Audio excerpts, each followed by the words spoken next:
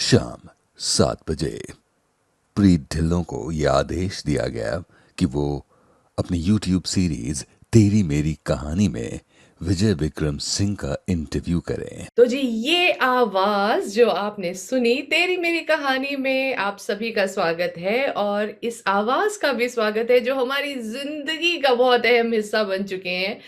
चाहे आप भारत में रह रहे हैं, चाहे आप विदेश में रह रहे हैं, लेकिन ये आवाज को आप पहचाने बिना नहीं रह सकते हैं। लेकिन ये आवाज है किनकी? किनकी आवाज है? वेलकम विजय विक्रम सिंह जी, आप आ जाएं। सब बहुत बहुत स्वागत है तेरी मेरी कहानी में। आप एक्चुअली जो आपकी आवाज है ना, आप माने या ना माने, हम सब की जिंदगी का इतना अहम हिस्सा है कि आप हमारे ही दरमियान रहते हैं। आपको पता है?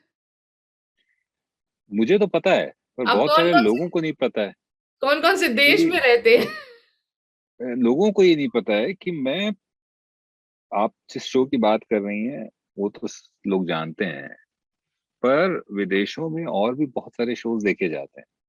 लोगों को ये नहीं पता है कि उन बहुत सारे शोज में से ज्यादातर शो में भी वो मेरी आवाज सुनते हैं। एब्सोल्युटली। जैसे आजकल एक शो चल रहा है डांस का, इंडियाज बेस्ट डांसर। जैसे एक शो चल रहा है सारेगामापा जो कई सालों से चल रहा है, और हम्म। उन कई सालों में से पिछले 12 सालों में मैं अपनी आवाज उस शो में दे रहा हूँ। कमाल सर। लेकिन क्या होता है कि वो बैकग्राउंड वॉइस होती है, वो उतनी रजिस्टर नहीं होती। आज की तारीख में जो भी ये रियलिटी शो जो शुरू होते हैं, उसमें एक आवाज आपको कहती है, इंडिया बेस्ट डांसर में आज हम सैल्यूट करेंगे 90s का सेलिब्रेशन। तो इसी तरह और भी शोज में ओपन होते हैं शोज, वहां पे भी आप मेरी आवाज सुनते हैं। लेकिन मैं, सौभाग्य है ये कि मैं जाना जाता एक ही शो के लिए हूँ। बिग बॉस की जी, नरेटर हो? लेकिन जी, मैं बहुत सारे शोज में नरेशन करता हूँ, रियलिटी शोज जो हैं। पिछले 12 साल से ये काम कर रहा हूँ। और आज आपके शो के जरिए मैं अपने विदेशी दर्शकों को ये बताना चाहता हूँ कि अगली बार जब किसी और शो में आप इस तरह का कुछ सुने तो तो पहचान जाए। बहुत पहचान जाए। सर आपको पता है जी, चांसेस। वही जो वॉइस है इसकी, जब आप सिर्फ आवाज सुनते हैं तो आप एक काल्पनिक दुनिया में भी चले जाते हैं जहां आप इमेजिन करते हैं कि वो शख्स की पर्सनालिटी किस तरह की होगी, इतनी डेप्थ और इतना वो सब कुछ।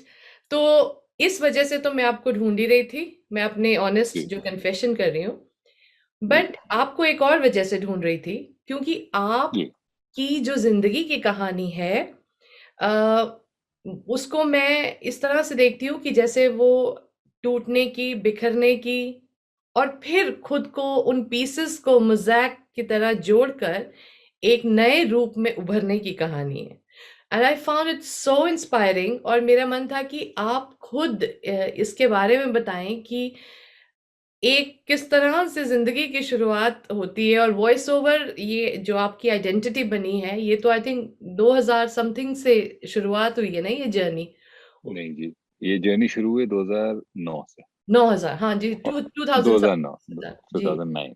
या और जो आप ये कह रही हैं, बड़ी कमाल की बात, गिरने की, उठने की, संभलने की, और फिर वो सारे पीसेस जोड़ के एक एक नई नए, शुरुआत करने की। बिल्कुल, जब आप गिरते हैं, टूटते हैं और बिखरते हैं, तो उम्मीद नहीं होती है कि आप उठ पीसेस पाएँगे, जोड़ पाएंगे, वापस उठ बिल्कुल। पाएंगे। मैं खुशकिस्मत था कि मैं उठ पाया। फिर जब आप उठते हैं तो उठ के जब आप कड़ियों को जोड़ते हैं, तो आप ये नहीं सोचते हैं कि मैं एक बहुत कमाल की जिंदगी अपने लिए अब बनाऊंगा और मैं ये करूंगा, मैं वो करूंगा। आप सिर्फ इतना सोचते हैं कि अब मैंने जो गलतियां करी हैं हुँ, वो न करते हुए एक फ्रेश आउटलुक के साथ जिंदगी को जीना शुरू करो। पर्सपेक्टिव एकदम से ये बदल जाता है। एक नए पर्सपेक्टिव के साथ जीना शुरू करूंगा। बट आप ये नहीं सोचते हैं कि मैं अब ये कर दूंगा, मैं ये सक्सेसफुल हो करूँगा या ये जाऊंगा। किया। ये इस तरह के प्रेशर आप नहीं ले, मैंने नहीं लिया कभी। पर मैंने सिर्फ इतना सोचा कि अब मैं अ, एक नए पर्सपेक्टिव के साथ, एक क्योंकि नई सर आप जहाँ पॉजिटिविटी से के साथ। वापस आए हैं, जहाँ जी से, जिस मुकाम से, जिस जगह से वापस आए हैं, वो तो आपने एक तरह का बिल्कुल द एंड ऑफ द ज़िंदगी देख ली कि यहाँ पर तो फुल स्टॉप हाँ। पीरियड होता है। तो जी जी वहाँ जी से वापस आकर आई थिंक वो एक फ्रेश, कहते हैं ना कि आई ऑलवेज़ फ़ील कि जब आप सर्जिकली जो आप पर इम्प्लीमेंट्स जब काम कर जाते हैं, तो जब वो कट होते हैं, वो ब्रूजेस होती है, उनमें से एक नई रोशनी दाखिल होती है अंदर, जो आपको शायद एक नया पर्सपेक्टिव समझाती है कि जिंदगी ये नहीं थी, जिंदगी जी ये है, इसको देखो, जी। इसको समझो। तो सर आप बताएं वो जो उसको अगर कंपाइल्ड उस वर्जन में कि वो कहाँ से वो जो इनिशियल इयर्स ऑफ लाइफ थे उनके बारे में। इनिशियल एज ऑफ लाइफ में क्या हुआ, बड़ी अच्छी लाइफ थी कुछ समय तक। शुरुआती दौर बहुत अच्छा था, एक डिसिप्लिन लाइफ थी, फिर कहीं थोड़ा सा भटक गए, हम्म। पर फिर वापस आए ट्रैक पर। हम्म। ग्रेजुएशन खत्म करने के बाद एक सपना था हम्म। आर्मी ज्वाइन करने का, आर्मी ऑफिसर बनने का। तो ट्रैक पे आ गए वापस, पढ़ाई लिखाई थी थोड़ी ठीक से करने लगे, और ग्रेजुएशन के बाद हम्म। कंबाइंड डिफेंस सर्विसेज एग्जाम्स के थ्रू हम्म। आर्मी में ऑफिसर्स की एंट्री के लिए मैं अप्लाई करने लगा। ठीक। रिटन क्लियर हो गया, और मैंने बचपन से ही कभी सोचा नहीं था कि मैं उसके अलावा कुछ करूंगा। मैं कभी सोचा ही नहीं, मुझे पता था कि मैं यही कर सकता, this is what I meant to be and this is what I am going to do. Hmm. तो जब रिटन क्लियर हुआ तो ये अंदाजा ही नहीं था कि इंटरव्यू जो है वो इतना एक मेरे लिए एक लाइफ टाइम इवेंट। अब मैं उसको सक्सेस फेलियर के दायरे में नहीं तौल रहा हूँ, मैं कह रहा हूँ कि वो मेरे लिए इतना बड़ा लाइफ टाइम इवेंट बन जाएगा, हम्म। रेकरिंग इवेंट बन जाएगा, जो मुझे जिंदगी भर याद रहेगा। हम्म। नहीं पता था मुझे, क्योंकि हम्म। मुझे लगा it would be a cake walk for me. जी। पहला इंटरव्यू जो मैंने दिया, इंटरव्यू प्रोसेस जो होता है फौज का, वो बहुत ही इलेबोरेट होता है, और आपको वो 5 दिन रखते हैं अपने यहाँ, और अलग अलग तरह से टेस्ट करते हैं। हम्म। 5 दिन बाद जब रिजल्ट आया पहली बार, हम्म। और उसमें मेरा नाम नहीं था, तो मुझे पता ही नहीं था कि मैं इससे कैसे डील करूं। हम्म। Because in my mind, I had always thought that this is what I'm meant to be, या। and this is what I will be. या। I had never thought that there can be a 1% chance where you might not get या। into that. या। मैंने सोचा ही नहीं था कभी। और फिर जब वो चीज सामने आई, it was not a happy realization. It broke me. I didn't know how to cope with it. That was a shortcoming on my part, unfortunately. It's And so natural. I think we all go through these, especially yes, but it's we very we go through this, but somehow I've seen people come out of yes, yes, disappointments. yes, yes. Yeah. I could not, unfortunately. And I considered that as my weakness. Hmm. And I got into alcohol. And from getting into alcohol to acute alcoholism, it took hardly 2 years. तो ये कहाँ किस Because उम्र से ये alcohol ये तकरीबन आप 19 साढ़े 19 साल की बात कर रहा हूँ मैं। पहली बार शराब पीना शुरू किया फेलियर के बाद। इसीलिए कहते हैं, एक तो मैं अभी भी ये कहता हूँ शराब बुरी चीज नहीं है। लोग कहते हैं ना कि शराब हर चीज एक उम्र में करनी चाहिए, क्योंकि आपको एक मैच्योरिटी आ जाती है। I also now have started feeling that if you want to try out these things, wait till you get to 25, till you have some responsibility. मैंने नहीं, मैं और स्पेशली फेलियर के बाद तो बिल्कुल इन सब चीजों को नहीं टच करना चाहिए। You should celebrate, but not take recourse to these things when you fail. I did, and then it becomes a easy for your mind. It becomes an easy diversion. Hmm. अच्छा, fail हो गए, चलो। बुरा feel कर रहे हो, चलो। Yeah. नहीं Loneliness अच्छा लग है रहा है, तो चलो।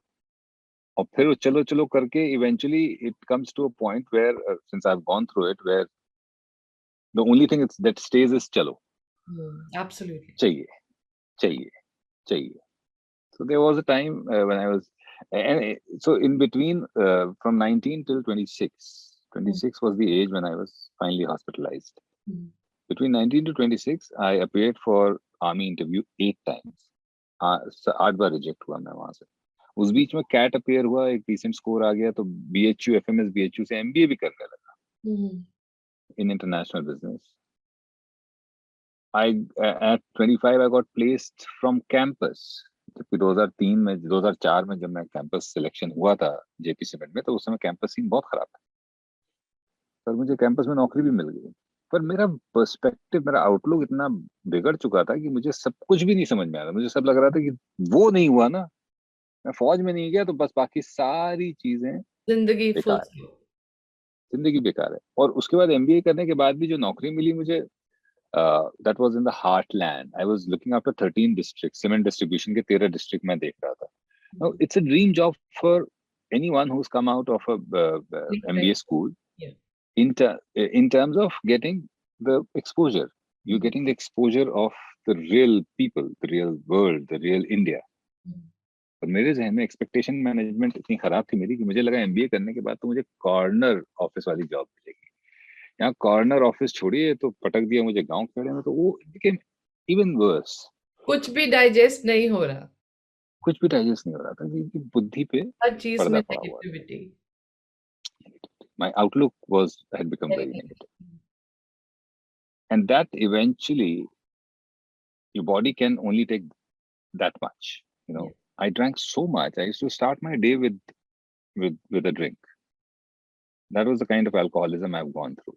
And if I didn't drink for a couple of hours, my hand would shake. Or obviously, आपकी body, it takes a toll on your body, and your body gives in eventually at one point of time. So that point came in my life in 2005, January 2005. I was diagnosed with severe acute pancreatitis with renal failure, which basically has only 15% chances of survival. It's a rare disease. It's mostly alcohol induced. In some cases, it is after pregnancy, but mostly it's alcohol induced.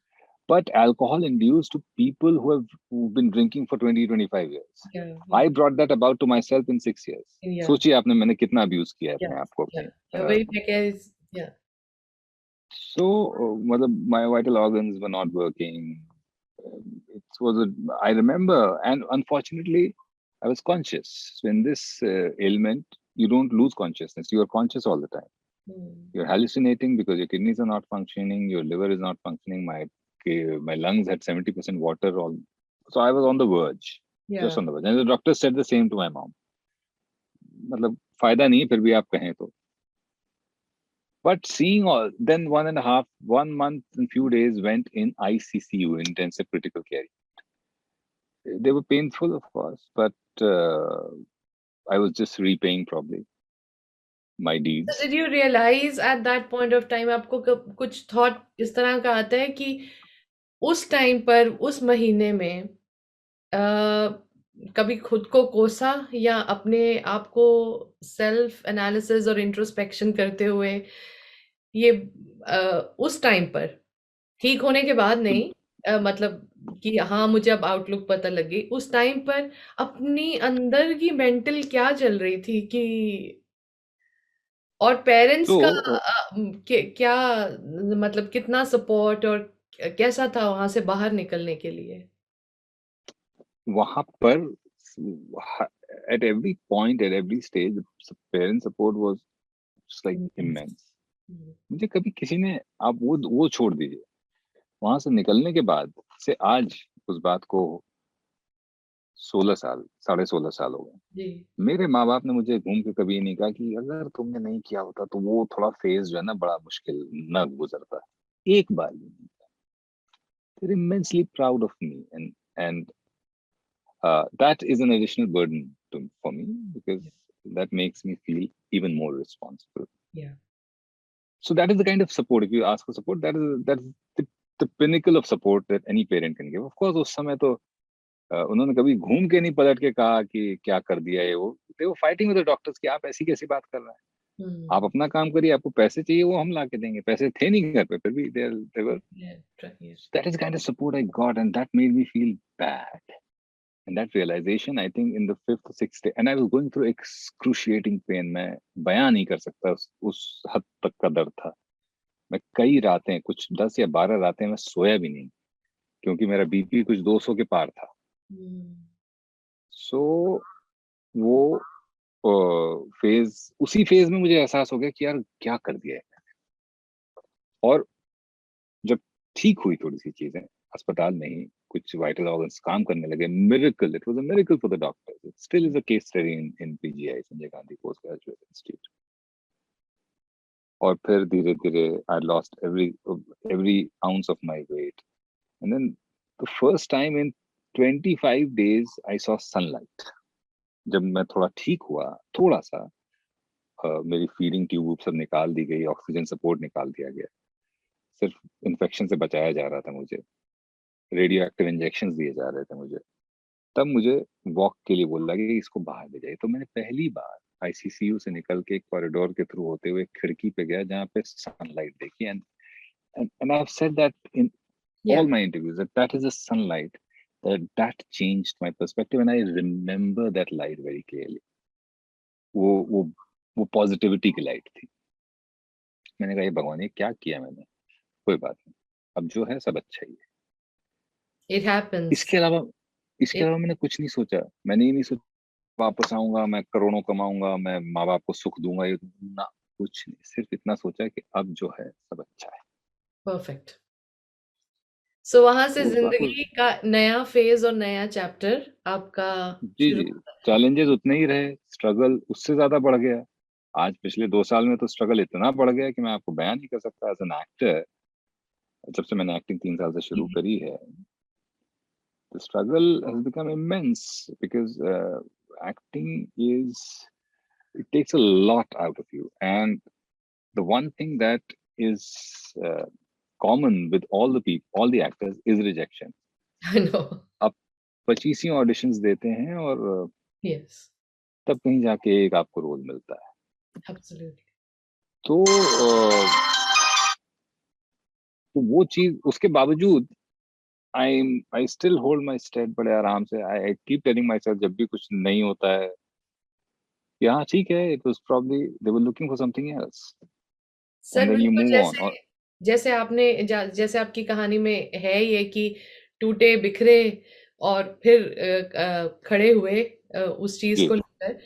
अम, तो sir ये वाली दुनिया की ये इस दुनिया में enter होना, एक एमबीए की डिग्री भी की है, काम भी अच्छा स्टेबल जॉब चल रहा है, और फिर ये रिस्क टेकिंग कहाँ से आ गई कि अब आवाज की दुनिया में से ज़रा एक्सपेरिमेंट करते हैं, देखते हैं कहाँ तक पहुँच पाते हैं। आई एम श्योर वो जब आप स्टेप इन करते हो ये तो नहीं पता होता कि मैं अब उस ऊँचाई तक पहुँच जाऊँगा एक दिन, and everybody would be after your voice madly like that. But still इस दुनिया को एक्सप्लोर करने का कैसे ख़्याल आया? और ये voice overs as a career, ये मेरे रेडार में कभी था ही नहीं। मुझे पता ही नहीं था कि ऐसा कोई करियर एग्जिस्ट भी करता है।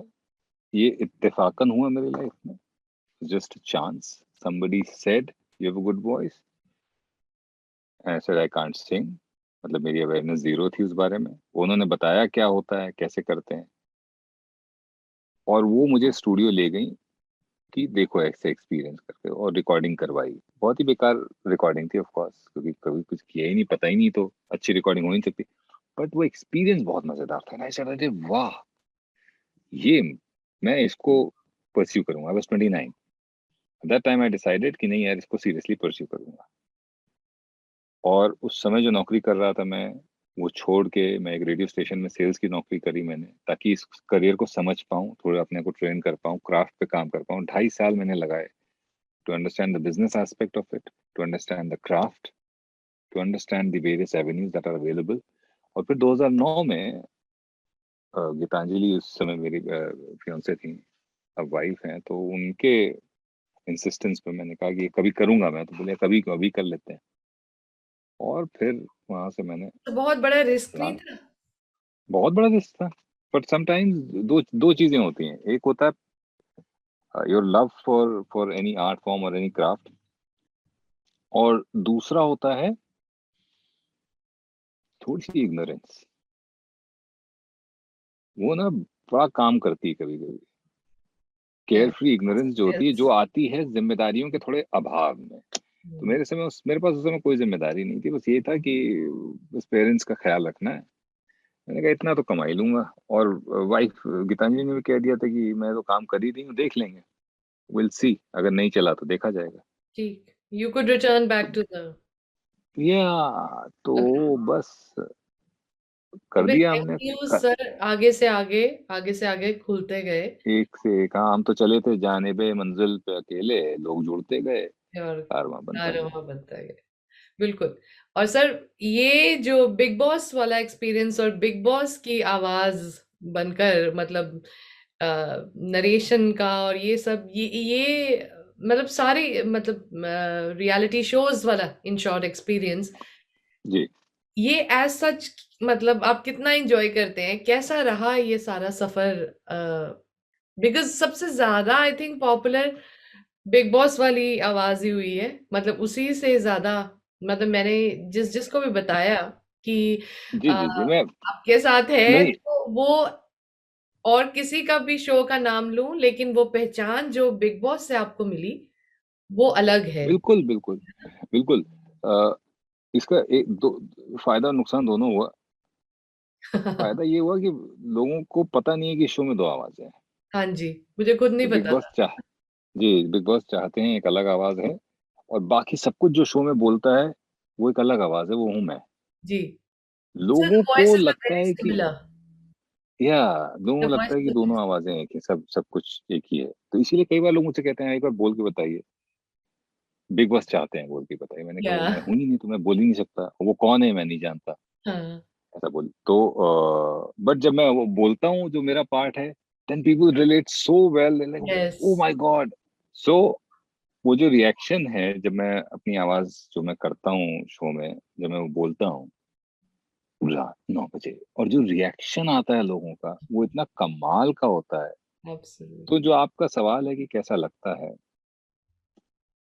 खुद इट्स को फिनोमिनल। मैंने उसको कभी सोचा भी नहीं था। एब्सोल्युटली ये और ना केवल लोगों का प्यार मिलता है, मैं जहां भी जाता हूँ शो पे जो करता हूँ और जो उसका जो रिस्पांस मिलता है वो तो फिनोमिनल है। पर क्या मैंने कभी ऐसा सोचा था? ऑब्वियसली नहीं। मैं तो इस आर्ट फॉर्म में आया था इस ये सोच के कि भाई बड़ा मजा आता है काम करने में ये, और उस मजे का ये परिणाम भी मिलेगा ये मैंने कभी नहीं सोचा था। तो अगर आप बहुत ज्यादा एक्सपेक्टेशन लेके नहीं आते हैं और चीजें हो जाती हैं, ऑल द तो मोर उसका एक अलग बिल्कुल ही मजा है। और बिल्कुल। उसका एक अलग ही मजा है। सर मैंने एक आपकी एक इंटरव्यू में सुना, आपसे किसी ने पूछा था तो मैं रिपीट कर रही हूँ वही सवाल, मुझे बहुत अच्छा लगा। वो कुछ यूं था कि आपकी फेवरेट आपने जहां से वो शुरू की थी वो बच्चों लिटिल चैम्प्स वाले से आपने एक वर्ड्स थे जो आपको लगता है वो आवाज और वो आपको अपनी ही आवाज में कहे वो बहुत अच्छे लगते हैं। हम्म। नरेशन आपके शायद हो या दिमाग में, जी जी जी। तो सर आप वो जे मुझे पूरी तरह से नहीं याद है। हल्का जेब में रखे दो पैसों के बदले सारे जहां को तो ख- जेब में रखे दो पैसों के बदले सारे जहां को खरीद ले। चाहत आसमान को पाने की, चाहत जिद आसमान को मुट्ठी में करने की, लेकिन लेकिन माँ के आंचल तले बहल जाना। अगर ये सब बचपन है तो काश हम बच्चे ही रह गए होते। कमाल। वो उम्र जो कभी लौट कर नहीं आई, वो उम्र जिसका चलना भी डांस जितनी खुशी देता है, वो आज से इस मंच पर थिरकेगी। तो समथिंग ऑन दीज या लाइंस कुछ ऐसा इट था। Was very beautiful, very very जी ब्यूटीफुल, बहुत अच्छा लगा था सर। वो मुझे आज भी बहुत अपील करता क्लोज है, और टू, उसकी वजह से बहुत सारा काम मिला मुझे। हाँ that's something it's very close to. पर उसके वर्ड्स और वो सब मतलब उसको बहुत कहने का बहुत अंदाज, वो शब्द, वो सारा जो मिश्रण था, द मिक्सचर अमेलगमेशन वाज कमाल, जो जी वो चीज का। तो सर आप अब अगर पीछे मुड़कर देखते हैं जिंदगी को, जो अब तक का सफर आपने तय किया है, अम, उसमें से क्या सीख और क्या मैसेज सीख लेते हैं और क्या मैसेज आप छोड़ना चाहते हैं सबके लिए अपनी जिंदगी के सफर को अपने इंट्रोस्पेक्शन के बाद? डॉक्टर हरिवंश राय बच्चन जी की एक लाइन में सब समड अप है। मन का हो तो अच्छा, मन का ना हो तो और और भी ये अच्छा। क्योंकि अगर आपके मन का नहीं है तो ऊपर वाले के मन का हो रहा है, ये ध्यान रखिएगा। ये मेरी सीख है, ये मेरा मोटिवेशन है, ये मैंने रियलाइज किया है। जाहिर सी बात है, जब मन का नहीं होता है तो बुरा लगता है। मैं अभी उस सूफी स्टेट में नहीं पहुंचा हूँ जहाँ मैं भावना शून्य हो जाऊं और खुशी बहुत ज्यादा उत्साहित ना करे और गम बहुत ज्यादा विचलित ना करे। इस स्टेट में नहीं पहुंचा हूं मैं, पर उस स्टेट में पहुंच गया हूँ जहां पर बहुत ज्यादा जब परेशानियां आती हैं तो मैं अपने आप को ये बात समझा लेता हूँ। और परेशानियां रोज आती हैं, रोज नहीं आती हैं तो मतलब आती रहती हैं, तो ये आते हैं। समझा लेता हूँ कि ठीक है, अगर नहीं हो रहा है कुछ मेरे मन का, स्पेशल ऑप्स 1.5 रिलीज हुआ, तो मैं मन का हो तो अच्छा, मन का ना हो तो अच्छा, ना हो तो और भी अच्छा। उसका मैं आपको बता रहा था कि ऐसा नहीं कि परेशानियां नहीं, परेशानियां बहुत है, रिजेक्शन बहुत आते हैं। स्पेशल ऑप्स 1.5 आपने देखा, उसमें मेरा काम काफी लोगों ने पसंद किया। उसको रिलीज हुए आज 1.5 महीना हो गया है और उसको शूट किए हुए तकरीबन 6 महीना हो गया है। इन 6 महीनों में मैंने एक्टिंग के तकरीबन 50 ऑडिशन दिए और सब में मुझे रिजेक्ट हुआ हूँ या फिर फाइनल हो के बाद आगे नहीं बढ़ पाई। मैंने एक भी एक्टिंग का काम नहीं किया इन 6 महीनों में। बहुत बड़ा सेटबैक। अगर आप अभिनय सीरियसली कर रहे हैं तो आप कहीं ना कहीं जब ये सब चीजें होती हैं तो आप you start questioning your ability. But thanks to my learnings in life, I have managed to still sail through. ठीक है, And that's एक the बड़ा beauty हो रहा of it. है जी, दैट्स द ब्यूटी एक ऑफ बड़ा इट। हो आई रहा है। थिंक क्योंकि मैं खुद ये फील करती हूँ सर कि जो डेस्टिनेशन जिसको हम सोचते हैं कि एक काम दो काम, डेस्टिनेशन कोई चीज है ही नहीं, इट डजंट एग्जिस्ट। हाँ, it doesn't exist. Beauty, the journey is the beauty. ये एंड जो डेस्टिनेशन लोग समझते हैं वो लैंडमार्क्स है। वो है ही नहीं है एक कुछ। लैंडमार्क पे नहीं, वो सिर्फ लैंडमार्क्स है। आप एक पहुंच गए एक जगह, एक लैंडमार्क पे, मजा एब्सोल्युटली। किया आपने थोड़ा सा, फिर चलिए आगे बढ़िए अगले लैंडमार्क, अगले माइलस्टोन के लिए। But you have done so wonderfully, sir. आपकी जो सारी जो जर्नी रही है, मेरे को तो उससे भी ज्यादा कि आपने क्या अचीव किया और कहाँ तक पहुंचे हैं, वो जो बिखरना और फिर समेटना, मुझको वो ऐसे लगा कि बहुत कम लोग हैं जो ये कर पाते हैं। बिकॉज इसके लिए भी एक इनर स्ट्रेंथ चाहिए, एक डिटर्मिनेशन चाहिए, जहां पर हम लोग मार खा जाते हैं, उठना चाहते हैं लेकिन फिर हार जाते हैं, उठना चाहते हैं फिर हार जाते हैं। बट इतनी ग्रेसफुली उसमें से निकल पाना और फिर उसको शेयर भी करना, I think that makes you a wonderful human being, and that is why I thought that I need to interact with you. क्योंकि ये कहानी itself, because आप हैं, आप अपनी जुबानी बता रहे हैं, उसकी एक अलग ग्रेस और वो चीज़ है। So thank you so very much, and hope to stay in touch with my you. Pleasure. और जरूर, यकीनन किताब भी भेजिएगा प्लीज मुझे अपनी। for sure जी, पक्का। और मैं इंग्लैंड आ रहा हूँ अगले, या तो अगले महीने ही आ जाऊंगा या फिर अगले 4 महीने में मेरा विजिट है। सर आई आप हैव जरूर already. Please, will be in touch. और जरूर आपने बताया आपके फ्रेंड का भी जी आपने, हाँ, जी हाँ। जी जी, तो सो हम आई रहे। Will definitely let you know and will meet. और आप तो हमारी फील्ड के महारथी और गुरु हैं, आपको तो हम मतलब वॉइस मॉड्यूलेशन से लेकर, और आप तो रेडियो इंडस्ट्री के पितामह बने हुए। So we have this high regard for you, and thank you so much sir for being you. Thank you, thank you thank so much. Thank pleasure talking to you. Thank thanks. You, thank you.